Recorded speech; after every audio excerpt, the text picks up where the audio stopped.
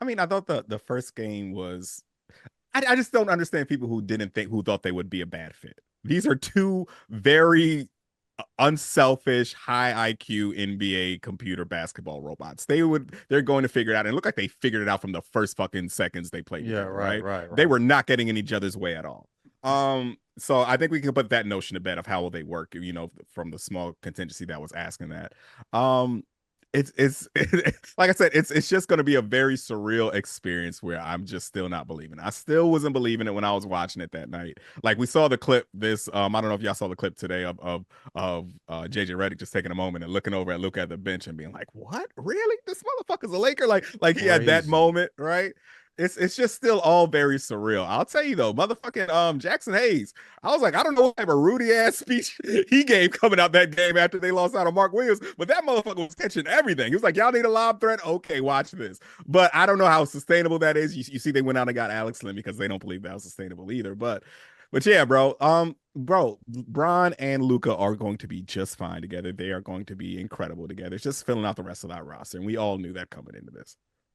I never questioned whether it would work out. I don't question if it'll be fun. Of course it'll be fun. It's Bron and Luka. Like any way you do the math, that equals fun. You know what I mean? I just don't know how good it will be because of the other holes in the roster, and so that's what I had questions about. But like to question if they would figure it out, like those are two of the most malleable superstars we've ever seen. You know what I mean? Like they can warp their game in whatever way they need to make it work for, what I'm saying, their teams. And we've seen them do it. So never question that. But yeah, like what Tyler said about Jackson Hayes, I mean, that's what he does though, is run the court. I mean, if he has to stop with the basketball in his hands, that's where the problems begin. You know what I mean? But running it, I mean, yeah, a lob threat, that's a pretty solid one. But yeah, man, like it was definitely fun. It's dope to see them really excited. It was cool to see Brian talking to Luka. Don't show in, show out. Don't fit in, fit the fuck out. Don't fit in, fit out. Some shit like that, which is fit hilarious. You know what I mean? Yeah, I don't know what to be saying, but it made zero sense and all the sense at the same time. It does. Exactly. And that's Bron. You know what I mean? So yeah, man, I'm tapped in for sure. I'm excited about it. It's still just as like, holy shit. I do kind of feel like now this is what the universe wanted. I guess I needed to get that confirmation. You know what I mean? We're like Bron and the potential future, the future of the league, or the player that looks most like Bron in the NBA is, he's basically this is him showing him the ropes, in game. And when I leave, this is all, so it doesn't feel as wrong as it once did because of that. But yeah, man, I mean, the fit, come on, man. He's always going to fit Kevin out. Love. Did you guys see that Kevin Love dragged up an old tweet from Bron about that quote? Yeah, I saw that. From 2015, Bron tweeted, "Stop trying to find a way to fit out and just fit in. Be a part of something special." Like 10 just years my to thoughts. the day, bro. Like, yeah. And then he tweeted that out passive aggressively about his teammates. Yeah, like, just Kevin be Love. part of the Bron offense. Like, fuck. And K Love said punching air right now. Just my thoughts. Hey, bro, Kevin Love, so funny. Kevin Love and Bron butted heads during that first season, bro. Like I remember where Kevin Love was rolling his eyes during fucking post games and shit, talking about how he wasn't being used properly and shit. They butted heads for a minute, bro. But yeah, it's I get it though. I get it though. What Kevin Love was doing in Minnesota, then coming to and being like, I get why he would feel that way. He was a guaranteed triple double for a long time. I tell you what, God has favorites, brother. Like Kevin Love's not Luka. Like I don't. No, he's not. He's not. And some players got to fit in, and some players got to fit out. Like two different stages of Bron's career too. Very different stages. Different of rules. Career, so you know what I mean. He needs him to fit out. More than fit in. I mean, I don't think Bron in Miami needed that. So It's just, I mean, it's like, John and I talk about like with our schedules, it's all about like, we got to make sure we're home, we're available to help with the kids, all this stuff. If John and I were basketball players who made $100 million a year, our wives would not be asking us to fit in, bro. They would be saying, asking go us to fit out. Us fitting out is fitting in to the grand scheme of what the fuck need to be going on around here. You know what I'm saying? Different roles have different responsibilities, and Luka's job is to fit out. Like, we're just dads, brother. Kevin Love's job was to fit in. Like, it just it makes sense to me. I don't know. It'd be like that. You feel me? What did you guys think of, Luka said, there's always these dumb questions when you get stuff like this. So it was like, okay, who's going to go last? And, a lot of us noticed Braun got announced fourth. Luka was the last one announced before the game started. Some of the reporters asked Luka about that after the game. He said Braun texted him the morning of the game and said, it's up to you. You can choose what order you want to go in. And Luka appreciated that he was given the opportunity to go last that night. And then he said at the press conference, and now it'll be Braun going last for, going forward or whatever. But, what did you guys think of that? Again, Braun's had some passive aggressive moments with superstar teammates, like we talked about with the stop trying to fit out and fit in. What did you guys think of that gesture from Braun and how that kind of opens up this era between the two of them?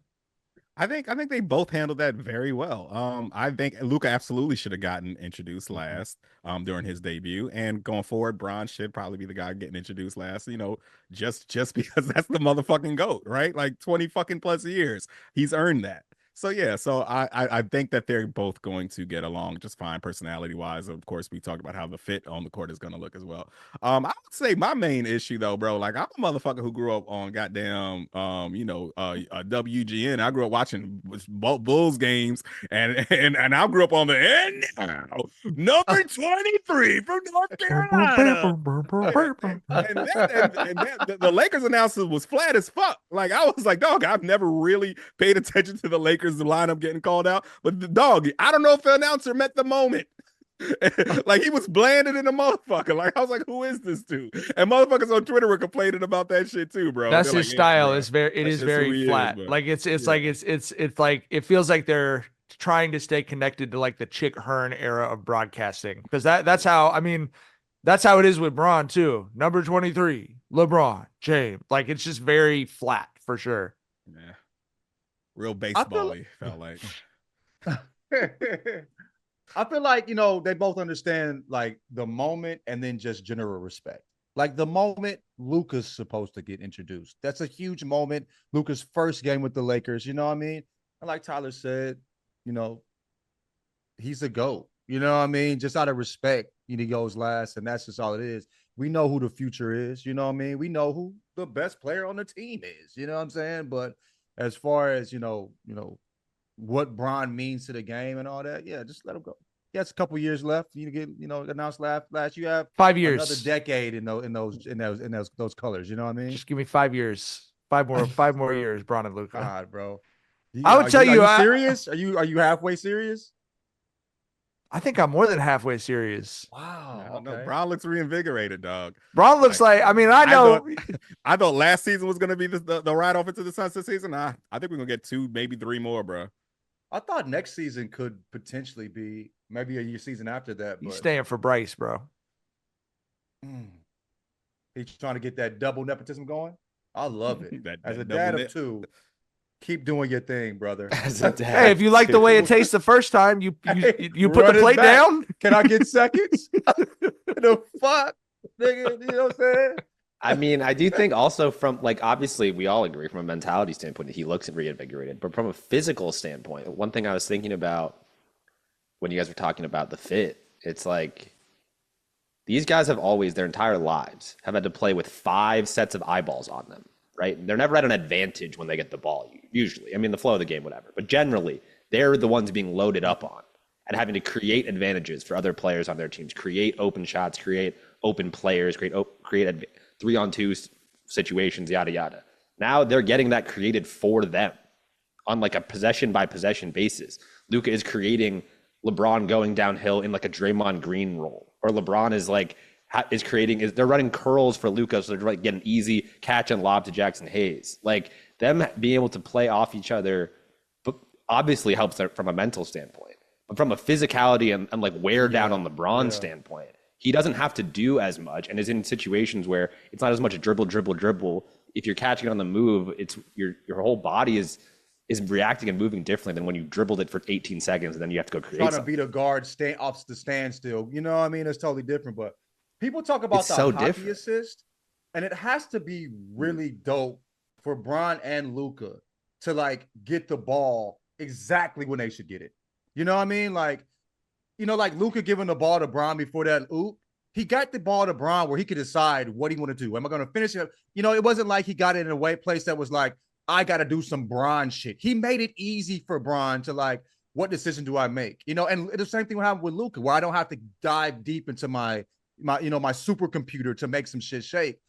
So like the game is going to be easy in a particular way because you have another guy that understands when and where you should get the ball instead of like you having to play, to with somebody that's like, he'll get it to you, but in no way is it helping you. You know what I mean? So that hockey assist shit, I know people's like, but it's real. Like, get this person the ball. Like we talked about with Jackson Hayes, getting him the ball where he can do what he does.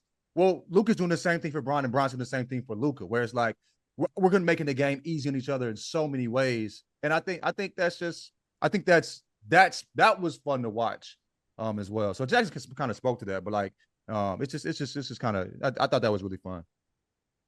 I mean, I think that was the goofy part to me of people talking about fit was Bron's had some great teammates in his career, but you've never had a guy who's supposed to maybe be the face of the league after you retire.